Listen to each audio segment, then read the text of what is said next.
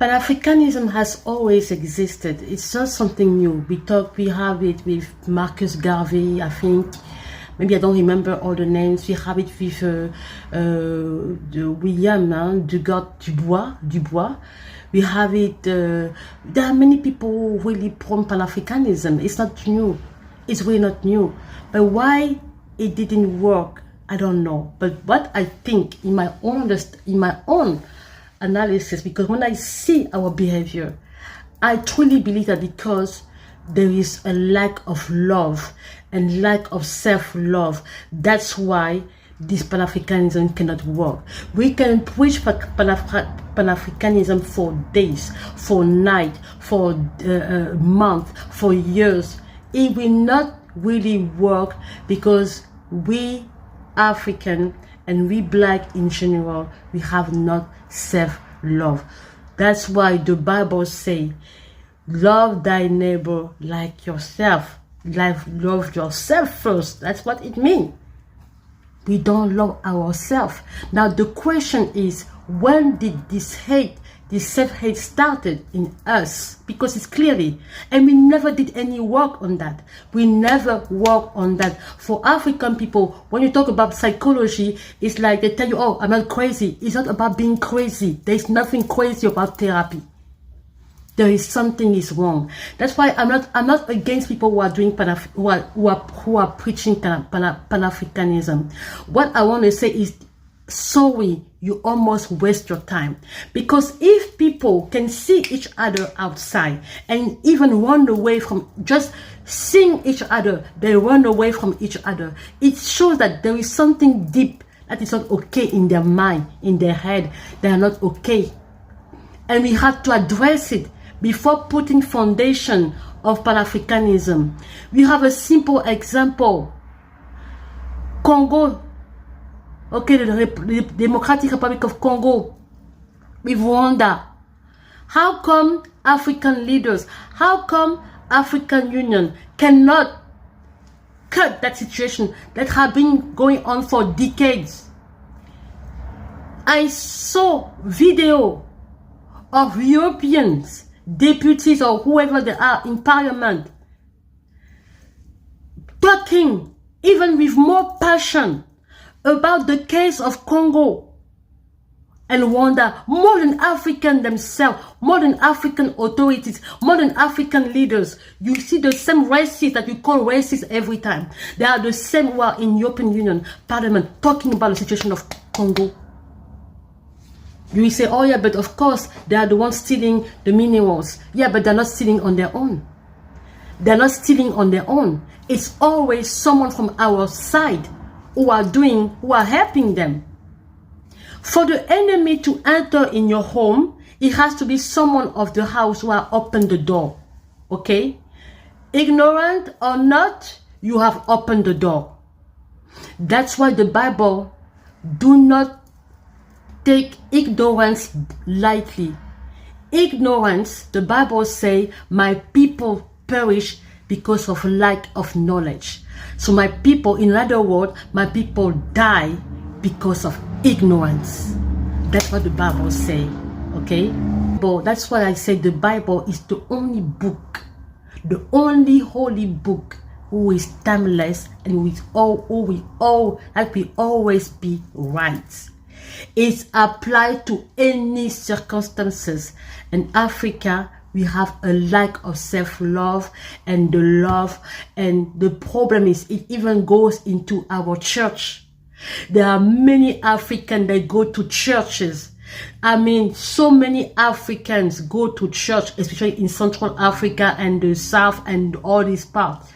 But you will be surprised when you go to these countries, how people have lack of compassion. How can you explain that people go to church every Sunday, every Wednesday, who are in church activity, have no love and no compassion for thy neighbor?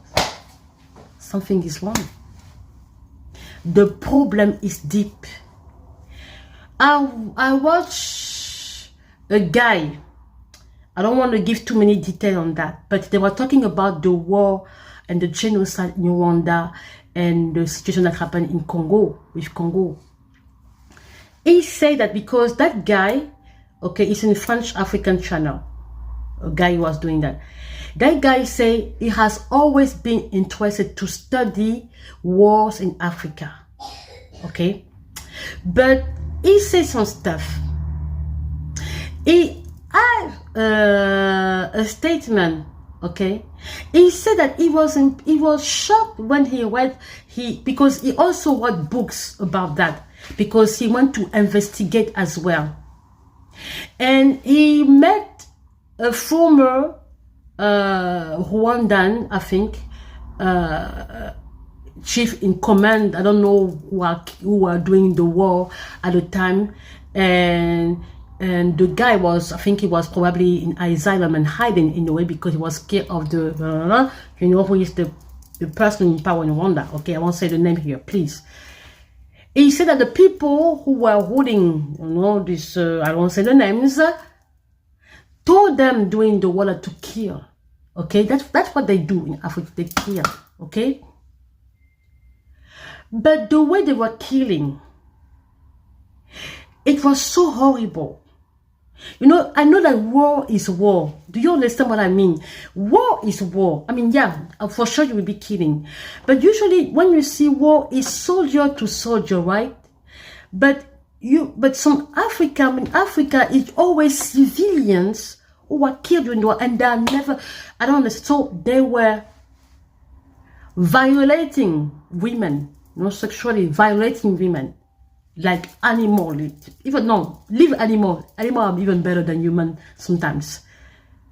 And the way they were doing that just to kill the pride, I mean something about the women. And also, and then they kill them physically, they eliminate them physically. They were killing villages, people, villages, killing people.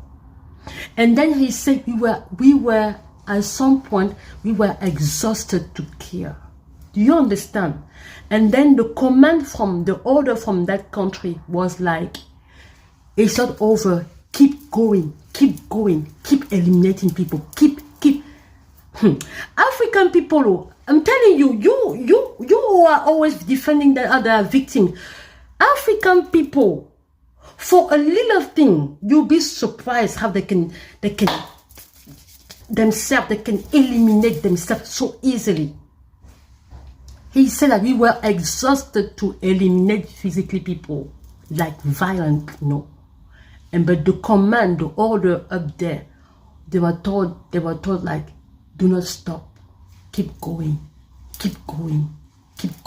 And the guy say that he noticed something, this area of Africa, their blood, it's like this stuff of blood, they are kind of bloody people. And they're not the only one. You saw the war in Liberia, the war in, I think, Sierra Leone. I will talk a little bit about that. But the easy way that Africans have, you'll be surprised that for anything, someone will keep with machetes, kill his brother. Many times I talk about the war in World War and everything. I do not say that in war it's good. No, listen to me carefully. I do not say that it's good. Okay? But they are, even in the war, there are clauses, there are laws, there are rules, even in the war. Even if people do, that's why in these countries there are war criminals that they judge them, okay? They judge them, okay? When they do stuff, they still judge them. Unfortunately, in Africa, we never go to ask. For example, in the case of my country, we had a general, a colonel or general who was killed, executed by the German. Never that we went to ask Germany what happened to this person during the war. We never asked anything like that. Yeah, we have the right to ask. When something happened in the time, even if it's 20, 40, 50 years before, the country must explain what happened. We have the right to go to this country and ask what happened to this person from our country. Yes, that's how you prove that you are human in a way. You don't forget your people, okay? But then This easy way we have to kill each other, so easy. How people can be eating together, laughing together, and the day after they were killing each other. You don't see that something is wrong with these people. What's wrong with us, God? What's wrong with black people? What's wrong with African people? What's wrong with us? We need to wake up and change it. We need to wake up and change this habit. We have to change, because God will never bless like that. We are blessed on the ground, the way God have insanely blessed the African continent, insanely, but we don't benefit that wealth because our heart. Something is wrong somewhere.